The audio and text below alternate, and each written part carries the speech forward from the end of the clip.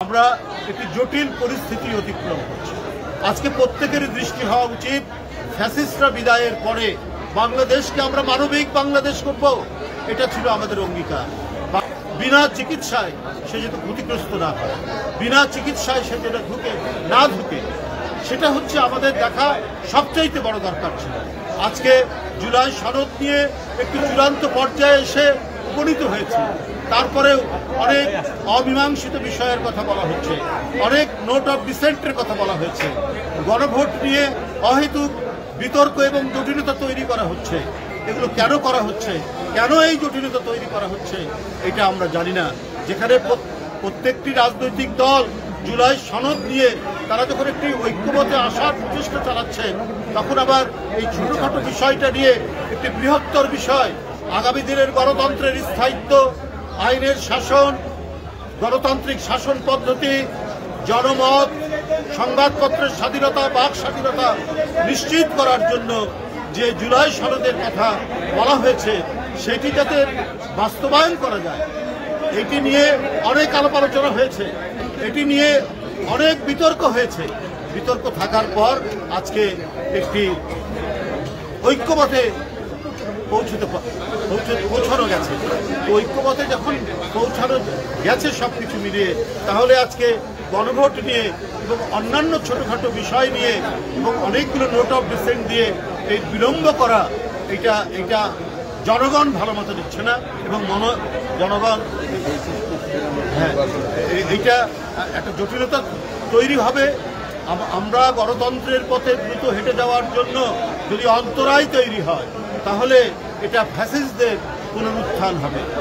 বন্ধুরা আমার, আমি তাই বলি যে আগামীকাল শুক্রবার প্রত্যেকটি রাজনৈতিক দল যারা আন্দোলন সংগ্রামে ছিলেন, প্রত্যেকেরই ঐক্যবদ্ধভাবে জুলাই সনদে স্বাক্ষর করবে। যদি না করেন, তাহলে কালো মেঘ আমাদের মাথার উপর ঘোরাফেরা করছে। এই মেঘ যেন বিস্তৃত না হয়, কারণ তার আমরা অনেক বিষয়, অনেক নমুনা দেখছি। একটি রাজনৈতিক দল ইসলাম নিয়ে রাজনীতি করেন, তিনি বলছেন উপদেষ্টাদের কল রেকর্ড করেছেন। ভাই, আপনি রাজনৈতিক দল, উপদেষ্টারা সরকার চালাচ্ছে, তার কল রেকর্ড আপনারা পেলেন কি করে? যদি এটা মিথ্যা হয়, তাহলে ইসলামের নামে আপনারা মিথ্যা কথা বলছেন।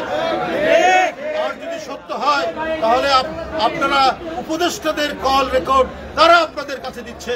তাহলে রাষ্ট্রের যে একটা সুসংবদ্ধ অবস্থা, একটা আর্টিকুলেশন যে অবস্থা, সেটি কি তাহলে নেই? তাহলে উপদেষ্টাদের কল রেকর্ড একটি রাজনৈতিক দলের নেতার কাছে কি করে সেটি পৌঁছালো? এইটা আজকে জনগণের বড় প্রশ্ন। তাই উপস্থিত সাংবাদিক ভাইরা, এগুলো নিয়ে মানুষের অনেক সংশয় তৈরি হচ্ছে, অনেক ধরনের জটিলতা তৈরি হচ্ছে।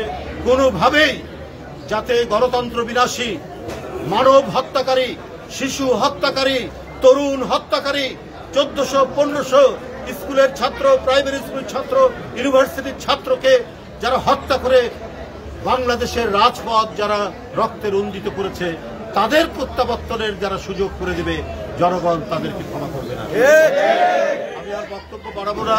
আমি আশু সুস্থতা কামনা করছি। হুমায়সা, যার চিকিৎসার জন্য তার বাপ মা কিডনি বিক্রি করতে চেয়েছিল, আজকে অনেকেই এখানে এগিয়ে আসছেন। এই কথা শুনে চেয়ারম্যান সাহেব যখন আমাদেরকে পাঠানোর পরে অনেকেই তারা সহযোগিতার কথা বলছেন। ইনশাল্লাহ তার বাপ মায়ের আর সেটি করতে হবে না, সে চিকিৎসা নিশ্চিত হবে। আমরা তার জন্য দোয়া করব।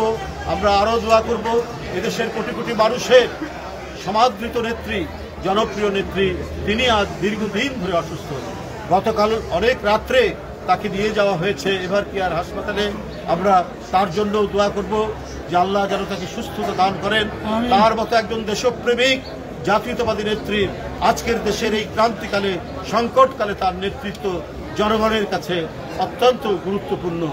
তাই আল্লাহ যেন তাকে সুস্থতা দান করেন। আমাদের ভারপ্রাপ্ত চেয়ারম্যান যিনি আমাদেরকে পাঠিয়েছেন, আমরা তার সুস্থতা কামনা করে আমার বক্তব্য।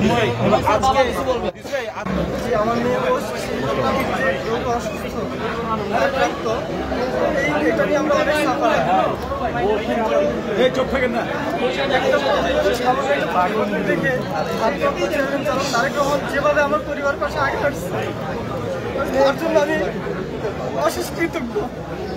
আল্লাহ তাআলা যেন তাকে ভালো রাখেন, তার পরিবারকে ভালো রাখেন এবং এরকম মানবিক কাজ যেন প্রতিনিয়ত আমরা বিএনপি পরিবার করতে পারে, তার জন্য দোয়া করি। মন থেকে খুব ভালোবাসা রাখি তাদের জন্য। আমি আমি